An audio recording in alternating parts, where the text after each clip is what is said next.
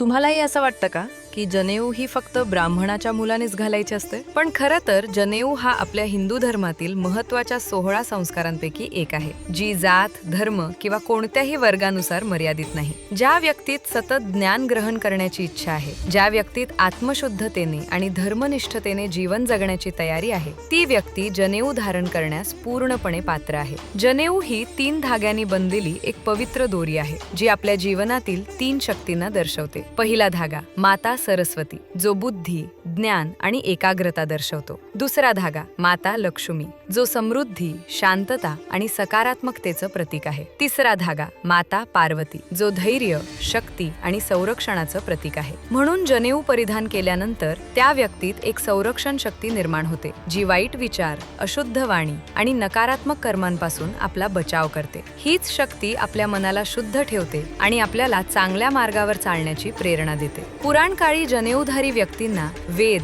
उपनिषद आणि शास्त्रज्ञान दिलं जायचं. त्यामुळे ते शिस्त, प्रामाणिकपणा आणि आध्यात्मिकतेच्या मार्गावर आपोआप चालत असत. वैज्ञानिक दृष्टिकोनातून पाहिलं तर जनेऊतील 3 धागे सत्व, रज आणि तम गुणांची शक्ती ठेवतात. जनेऊ त्वचेशी संपर्कात आल्यावर मेंदूवर सूक्ष्म न्यूरोलॉजिकल प्रभाव पडतो, ताणतणाव कमी होतो आणि मनःशांती तसेच जीवनातील स्थिरता वाढते. म्हणूनच जनेऊ घालणं हे कोणत्याही जातीपुरतं मर्यादित नाही, हे खरं तर आपल्या आध्यात्मिक आणि भौतिक जीवनाला उन्नत करण्याचा एक सुंदर मार्ग आहे.